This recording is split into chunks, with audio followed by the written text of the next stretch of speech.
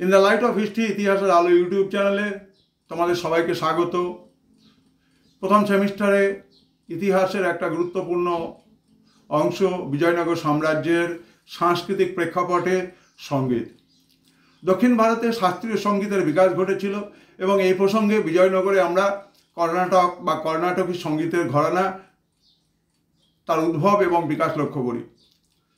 এই কর্ণাটক বা কর্ণাটকী সঙ্গীতের কাঠামোগত এবং শিল্পকলাগত পরিপূর্ণতা কিন্তু আমরা রাজা কৃষ্ণদেব রায়ের সময় তার অবদানের জন্য বিশেষভাবে পরিবর্ধিত হতে দেখি।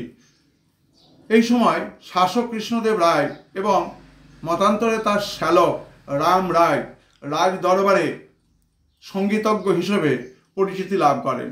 কৃষ্ণদেবের শাসনকালে রাজদরবারে সঙ্গীতের প্রতিযোগিতা, নৃত্য প্রদর্শন এগুলো চলত। রাম রায়ের দরবারের একজন বিশিষ্ট সঙ্গীত বিশেষজ্ঞ ছিলেন রামা মাতা। তার রচিত সরা মেলা কলানিধি অত্যন্ত গুরুত্বপূর্ণ একটি গ্রন্থ। বিজয়নগরে বিভিন্ন যে সঙ্গীতজ্ঞ ছিলেন তার মধ্যে একজনের নাম পুরন্দর দাস, এবং এই পুরন্দর দাসকে কর্ণাটক সঙ্গীতের পিতামহ বলা হতো।